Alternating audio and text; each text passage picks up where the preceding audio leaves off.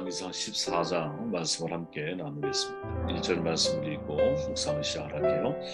그때 여로보암의 아들 아비야가 병든지라 여로보암 자기 아내에게 이르되 청하건대 일어나 변장하여 사람들이 그대가 여로보암의 아내임을 알지 못하게 하고 실로로 가라. 거기 선지자 아이야가 있나니 그는 이전에 내가 이 백성의 왕이 될 것을 내게 말한 사람이니라. 아멘.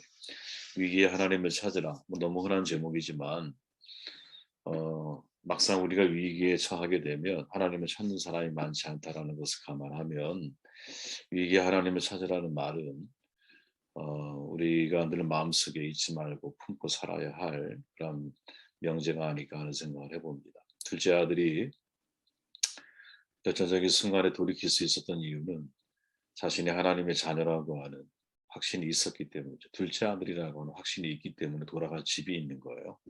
우리도 마찬가지죠. 우리가 정말 신앙인이라면 결정적인 위기의 순간을 만나게 되었을 때 내 안에 하나님이 있다면 하나님이 나의 아버지고 영적인 주인이시라는 사실을 믿고 있다면 나는 하나님께로 돌이키는 삶을 살아가야 한다는 것이죠.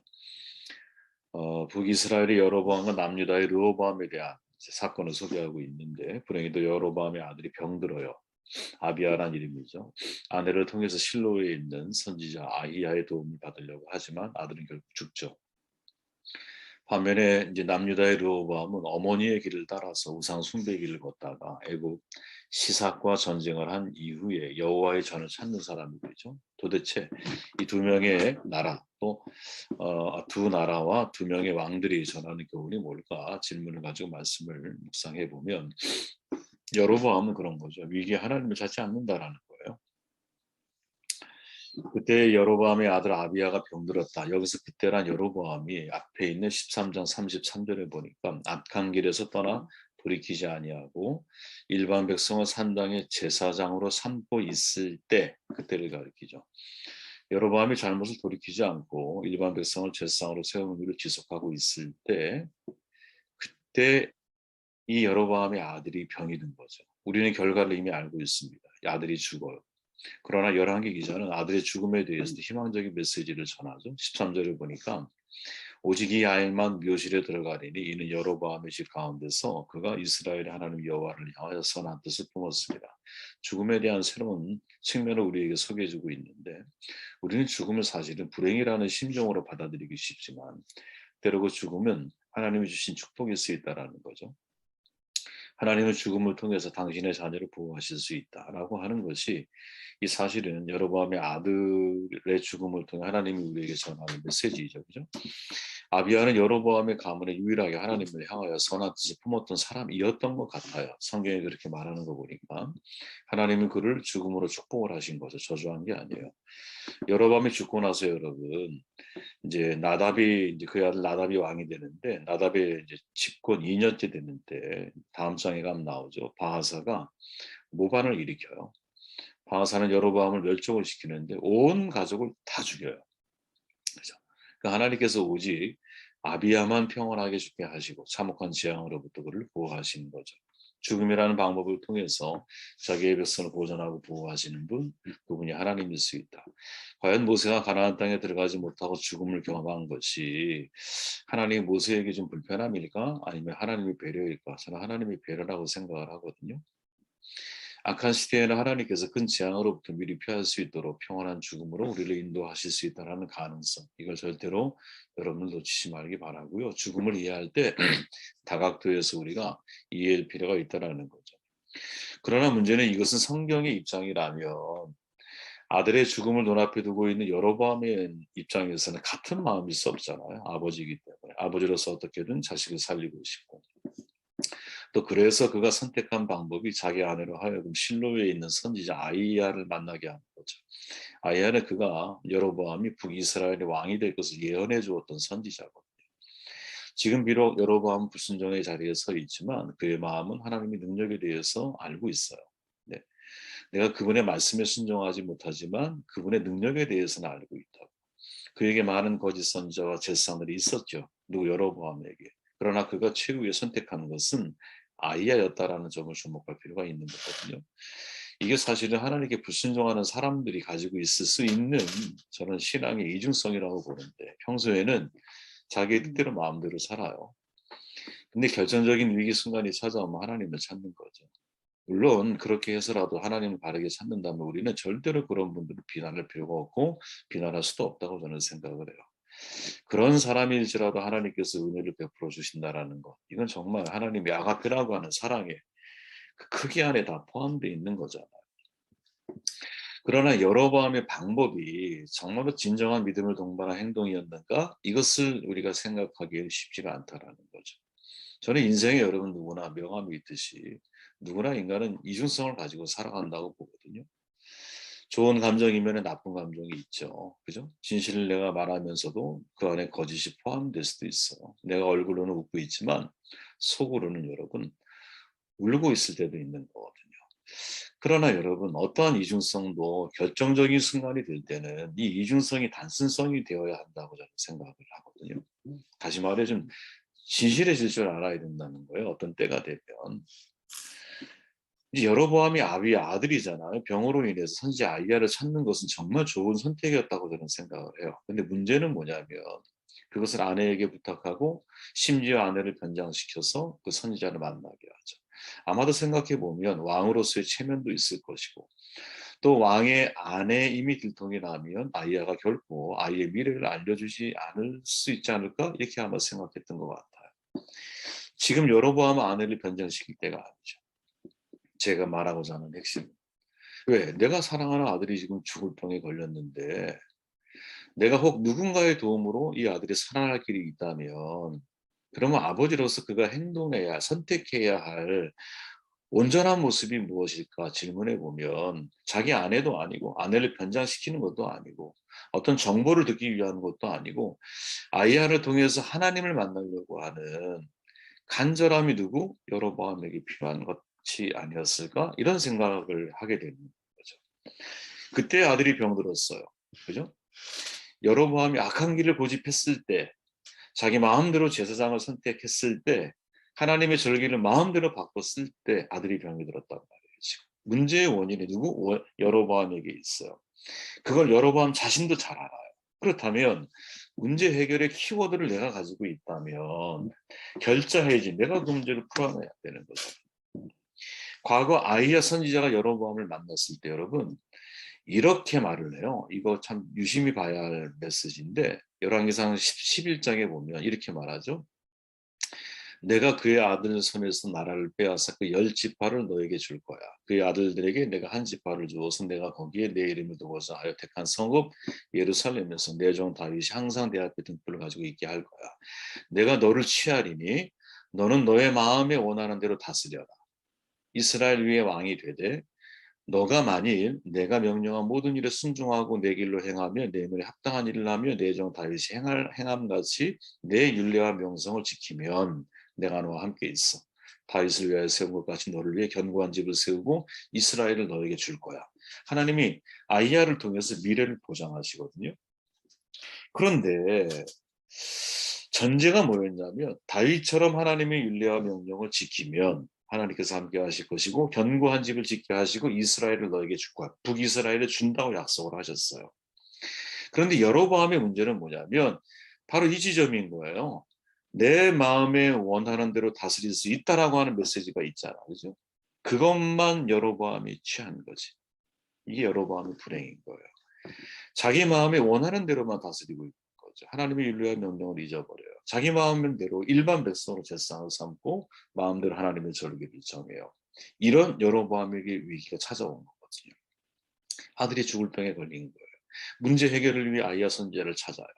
중요한 건 그 문제의 원인 제공자가 나인데 내가 그 문제의 해결의 열쇠가 어디에 있는지를 알고 있어. 근데 본인이 그 일을 하지 않아.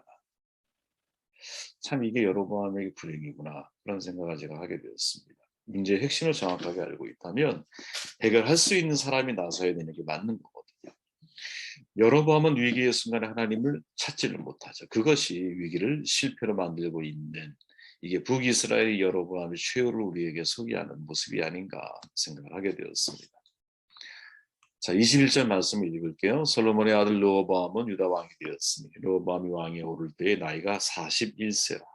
여호와께서 자기 이름을 두시려고 이스라엘 모든 지파 가운데 택하신 성읍 예루살렘에서 17년 동안 다스렸다. 그의 어머니의 이름은 나아마요 암몬 사람이더라. 유다가 여호와 보시기에 악을 행하되 그의 조상들이 행한 모든 날보다 모든 일보다 뛰어나게 하여 그 범한 죄로 여호와를 노엽게 하였으니 그러다가 죽었다. 이렇게 이제 성경은 열왕기상은 이야기를 해요. 자, 르호보암은 41살의 왕위에 올라요. 그죠? 나라를 다스릴 때 남유다는 이미 이방 신들로 넘쳐났어요.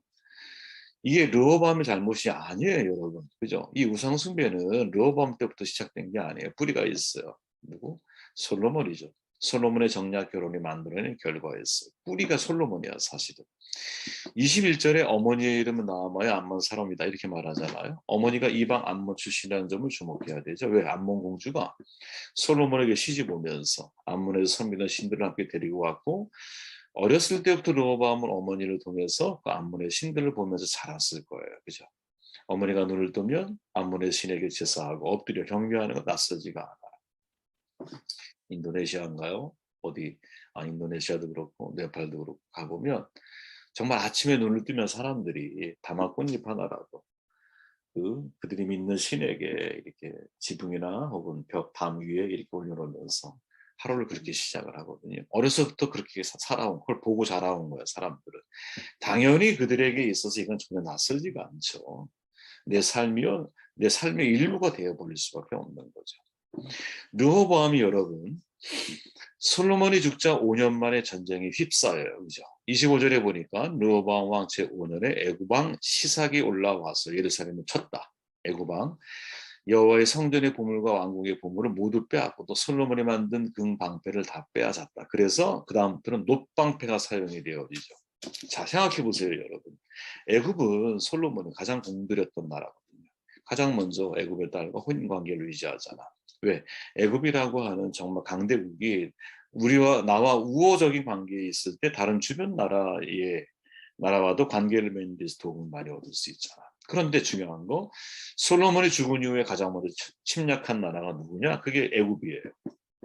왜일까? 두 가지 이유를 추측할 수 있겠죠. 하나는 이 정략이 이제 의미가 없어졌어요. 왜? 솔로몬 시대에는 부국강정의 나라였어. 나라가 아주 강대국이 되었어. 그러니까 당연히 전략적으로 동반자적 관계가 될 필요가 있는 거죠. 근데 르호보암 시대에는 여러분 나라가 두 동강 났잖아요. 또 그 중에서도 열 지파는 북이스라엘 사람들이 되고 두 지파만 지금 이 남유다에 속해 있거든요. 아주 너무나 약한 약소국에 불과한 거예요. 같이 동반자적 관계를 갈 필요가 없죠. 그죠? 힘이 너무나 큰 차이가 나는데 그냥 내가 전쟁에서 뺏어버리고 마는 거지. 또 다른 이유가 뭐냐? 솔로몬의 왕권을 여러분 20회의 공주가 이어받지는 못해. 그러니까 당연히 이집트는 여러분 유다를 보호해야 할 이유가 없는 거죠. 저는 여러분 이걸 보면서 인간 세상의 정치의 실상이 바로 이런 모습이 아닌가. 어제는 전략적으로 나에게 도움이 되면 우호적인 관계를 맺을 수 있죠. 그러나 오늘은 나에게 그 사람이 전략적으로 필요가 하지 않아. 그러면 우호적인 관계를 맺기가 쉽지가 않아. 좀 여러분 긴 호흡을 가지고 우리가 사람을 대할 필요가 있다고 저는 생각을 하거든요. 그 사람이 정말 성장하고 발전해가는 과정에서 짧은 호흡이 맡으면 어느 하나의 문제 가지고 사람이 일희일비하고 관계를 끊었다 맺었다 하는 뭐 이런 면이 있지만 긴 호흡으로 사람을 관계를 맺기 시작하면 조금 더 상대에게 도움이 될 수 있는 사람이 되지 않을까 그런 생각을 해보게 돼요. 주목할 것은 뭐냐면 이 사건 이후에 르호보암에게 변화가 나타났죠. 27절에 보니까 르호보암 왕이 그 대신 노스로 방패를 만들어 왕궁문을 지키는 시위대 대자기의 손에 맡김에 왕이 여호와의 성전에 들어갈 때마다 시위하는 자가 그 방패를 들고 갔다가 시위소로 도로 가져갔더라. 그가 르호보암이 여호와의 성전을 출입하는 자가 된다라는 거예요. 여러분 이거 되게 중요한 겁니다. 역대 기자는 이거를 이렇게 보충하죠. 역대하에 보니까 르호보암이 스스로 겸손히 행하며 주께서 그에게 진노를 돌이키사 그를 다 멸하지 아니하였으며 또 유다에서도 일들이 좋아지니라. 같은 사건을 기록하고 있는 역대하는 여러분 르호보암 왕이 하나님 앞에 겸손히 행했다. 이렇게 기록을 하죠. 르호보암이 애굽의 시삭 사건을 계기로 해서 하나님의 징계를 받아들인 것 같아요. 저는 여기서 여러분 중요한 차이를 이제 느끼게 되는 거예요. 여로보암과 르호보암의 차이죠. 자, 둘은 여러분 출발은 같았어요. 제가 볼 때 큰 차이가 없어요. 여로보암이 하나님의 말씀을 떠나서 자기 마음대로 제사상 세우고 절기를 자기 마음대로 정하고 하는 것이나, 르호보암이 자기 어머니의 우상숭배를, 모든 남유다가 우상숭배하는 것을 너무나 당연한 문화로 받아들였던 르호보암과 차이가 도대체 뭐가 있어요, 여러분? 그죠? 차이가 없죠. 그리고 둘 다 하나님의 징계를 받은 것 같아요. 그죠? 여로보암은 아들을 통해서, 르호보암은 애굽왕 시삭을 통해서. 아마 엄청난 배신감일 거예요. 왜? 가장 공을 많이 들였던 솔로몬이 그런 국가 아니겠어요, 그죠? 둘 다 하나님의 징계를 받지만 한 사람을 끝까지 돌이키지 않고 한 사람은 결정적인 순간에 돌이키더라는 거죠. 돌이키지 않은 사람은 그 아들 다음 때에 온 가문이 멸족을 당해요. 온 가문이 멸족을 당해요. 그런데 그나마 돌이켰던 르호보암은 여러분, 역대 기자에 의하면 그 진노를 돌이키사 하나님이 그를 다 멸하지 않았다. 또 유다에도 일들이 좋아지는 일들이 발생하기 시작했다. 바로 이 차이가 여러분 여기에서 결정이 된다라는 거죠. 저는 여러분 모든 인간은 위기를 피해서 위기 없이 살아갈 수 없다고 생각을 해요. 아무리 부족함이 없이 살아가는 사람도 여러분 위기에 직면하게 되어 있어요. 스스로 내가 해결할 수 없는 절박한 위기, 그 위기가 여러분 생의 전환점이 될 수도 있고 중생의 체험의 기회가 될 수도 있고 그때부터 내 삶의 전환을 이루어질 수 있다고 저는 보거든요. 그래서 여러분 어떤 사람 이런 말을 해요. 인간의 극한 상황 곧 하나님의 기회다. 참 좋은 말이라고 보거든요. 내 힘으로 도저히 해결할 수 없는 상황에 직면하게 되었을 때 불신자와 신자의 차이, 그리고 조금 더 디테일하게 말하면 여러분 내 안에 하나님이 있는 사람, 하나님이 없는 사람, 내가 하나님의 자녀라고 하는 믿음의 확신과 믿음의 경험을 가지고 있는 사람과 하나님의 자녀라고 하는 마음이 내 안에 없는 사람. 그래도 여러분 남유다의 르호보암, 하나님의 약속된 자녀의 백성들 아니야? 그 자녀의 백성들의 위기에 대한 태도와 전혀 그러한 자녀로서의 확신이 없는 사람들의 위기에 대한 태도는 달라질 수밖에 없다는 거죠. 저는 여러분들이 저와 나 여러분들이 르호보암 같은 사람이 되었으면 좋겠다 하는 권면의 말씀을 드립니다. 여러분 안에 하나님이 내가 자녀, 하나님의 선택받았다라고 하는 확신을 절대로 잊지 마시고 어떤 위기 순간이 나에게 다가왔을 때 그 위기를 오히려 하나님 앞에 인생의 전환점으로 삼아나가는 그러한 종들이 되시기를 주의 이름으로 축원을 드립니다.